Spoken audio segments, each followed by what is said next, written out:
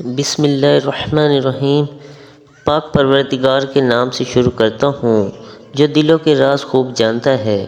معزز سامعین، دل کی گہرائیوں سے خوش آمدید۔ السلام علیکم ناظرین، آج کا ہمارا موضوع حضرت عمر رضی اللہ تعالیٰ عنہ کا بیت المال سے وظیفہ کے بارے میں ہے۔ حضرت عمر رضی اللہ تعالیٰ عنہ بھی تجارت کیا کرتے تھے۔ جب خلیفہ بنائے گئے تو بیت المال سے وظیفہ مقرر ہوا۔ مدینہ طیبہ میں لوگوں کو جمع فرما کر ارشاد فرمایا کہ میں تجارت کیا کرتا تھا، اب تم لوگوں نے اس میں مشغول کر دیا، اس لیے اب گزارا کی کیا صورت ہو۔ لوگوں نے مختلف مقداریں تجویز کیں۔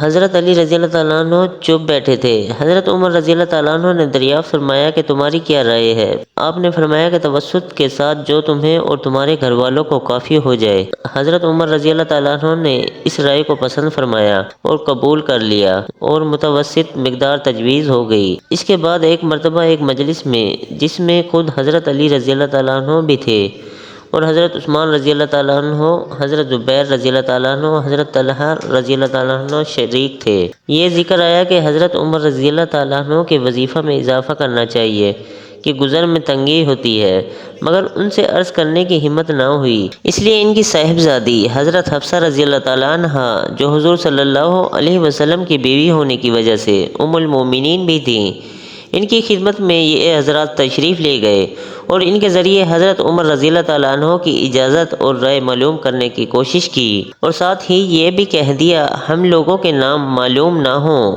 حضرت حفصہ رضی اللہ تعالیٰ عنہ جب حضرت عمر رضی اللہ تعالیٰ عنہ سے اس کا تذکرہ کیا تو چہرہ پر غصہ کے آثار ظاہر ہوئے۔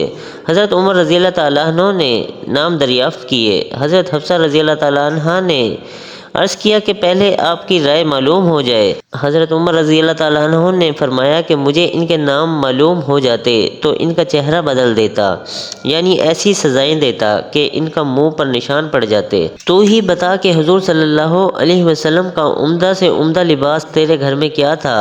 انہوں نے عرض کیا کہ 2 کپڑے گیروی رنگ کے، جن کو حضور صلی اللہ علیہ وسلم جمعہ کے دن یا کسی وفد کی وجہ سے پہنتے تھے۔ پھر فرمایا کہ کون سا کھانا تیرے گھر میں عمدہ تھا؟ عرض کیا کہ ہمارا کھانا جو کی روٹی تھی، ہم نے گرم گرم روٹی پر گھی کے ڈبہ کی تلچھٹ الٹ کر اس کو ایک مرتبہ چپڑ دیا تو حضور صلی اللہ علیہ وسلم خود بھی اس کو مزے لے کر نوش فرما رہے تھے اور دوسروں کو بھی کھلاتے تھے۔ فرمایا کہ کون سا بستر عمدہ سے عمدہ تھا جو تیرے یہاں بچھاتے تھے؟ عرض کیا ایک موٹا سا کپڑا تھا، گرمی میں اس کو جوہرا کر کے بچھا لیتے تھے اور سردی میں آدھے کو بچھا لیتے اور آدھے کو اوڑھ لیتے۔ فرمایا حفصہ ان لوگوں تک یہ بات پہنچا دے کہ حضور صلی اللہ علیہ وسلم نے اپنے طرز عمل سے ایک اندازہ مقرر فرما دیا اور امید آخرت پر کفایت فرمائی، میں بھی حضور صلی اللہ علیہ وسلم کا اتباع کروں گا۔ میری مثال اور میرے 2 ساتھی حضور اقدس صلی اللہ علیہ وسلم اور حضرت ابو بکر صدیق رضی اللہ تعالیٰ عنہ کی مثال ان تینوں شخصوں کی سی ہے جو ایک راستے پر چلے۔ پہلا شخص ایک تو شے لے کر چلا اور مقصد کو پہنچ گیا، اور دوسرے نے بھی پہلے کا اتباع کیا اور اسی کے طریقہ پر چلا، وہ بھی پہلے کے پاس پہنچ گیا۔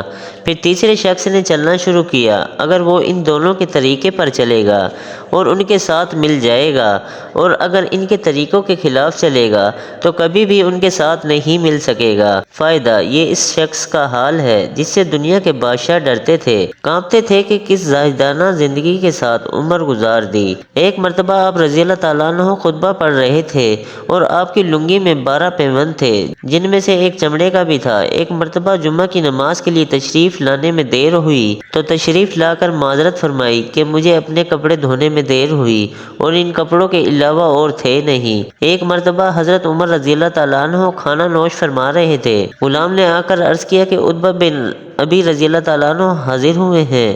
آپ نے اندر آنے کی اجازت فرمائی اور کھانے کی تواضع فرمائی۔ وہ شریک ہو گئے تو ایسا موٹا کھانا تھا کہ نگلا نہ گیا۔ انہوں نے عرض کیا کہ چھنے ہوئے آٹے کا کھانا بھی تو ہو سکتا تھا۔